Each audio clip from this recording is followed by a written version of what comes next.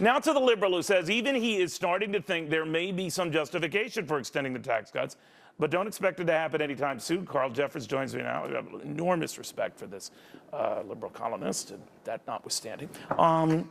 So obviously they're getting antsy, aren't they, some of these Democrats? And you're arguing you want a high tax on the rate, but this now's not the time. Is that the issue? Or? No, what I'm suggesting, Neil, is that unlike many who are locked into the kind of New York, Washington Beltway, I'm based on the West Coast. I travel a lot, and I am really seeing an incredible amount of uncertainty that is translating into one of the reasons why the economy has not kickstarted. And much of that uncertainty is coming from people who just aren't sure about how things are going to be because they're worried about the expiration of the Bush tax cuts. And so what I'm beginning to think is... Were they always worried about it? I mean, what suddenly changed? Or has I think the fact that the Republicans have done a very good job of focusing on to their constituency what they feel the Obama administration and the deficit high spending of the Democratic Congress represents to their base. And I think that has helped to crystallize that, combined with the fact that the Tea Party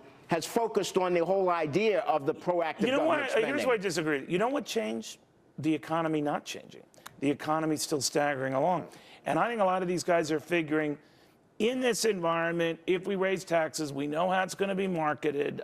We're just raising taxes on the rich, but it doesn't matter. The Republicans are going to say you're raising taxes in a still dicey economy. We can't win that argument. Well, you know, actually, Neil, that is one of the reasons why I would be inclined to take a look at it, because nothing has happened. And we still have 9.5% unemployment. We still have a really sluggish GDP. And we still have the psychological uncertainty. That's what scares me the most. You know what we need? We need people to feel like Sunday morning they're getting up and they're going to Home Depot and doing the $40,000, $50,000 granite kitchen remodels and the home room remodels that 3 or 4 years ago. Have you ever been in a Home Depot? Well, I go there all the time. And you go there now, you can get service from 5 people. They'll drive your stuff home and install it. I'm afraid of Home Depot. Because there is not the business out there. We need that kind of siphoning all through the economy for that to happen. I know you're a big Barack Obama fan, and he's in some trouble here.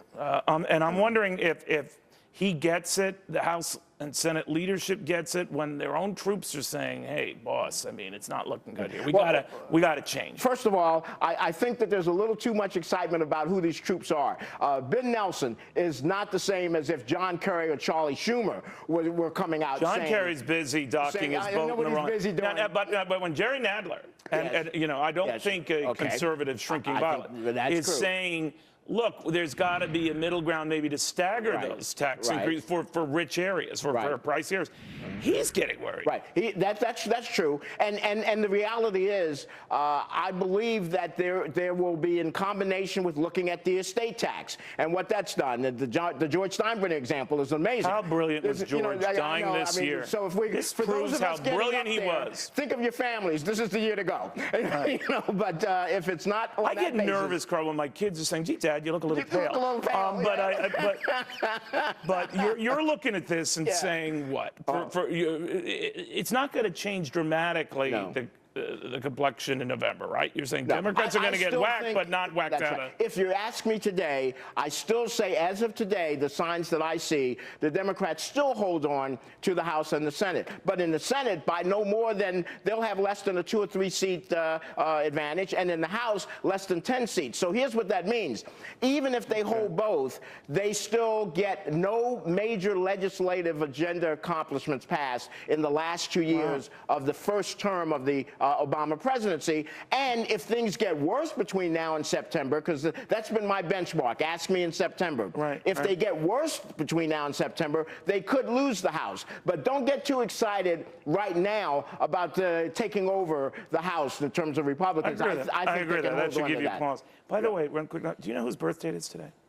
Today? Today. No, I do not. Whose birthday? Our buddy Don Imus. Don Imus' birthday is today. He's 70 years old. 70 years old. 70 yes, years and he is our buddy. And later on, you and I can sing a happy birthday to him. I would love to sing happy birthday. I'm almost singing Frank Sinatra songs to him because he doesn't like my other picks, you know, my 5 favorite songs. You do that stupid music thing with him, right? I do that, It's bad because he sets you up. You give it to him and he sets you up. But I have Charles there to help me because he likes my music. You know what I'm going to give him next time? 5 top Gregorian chants.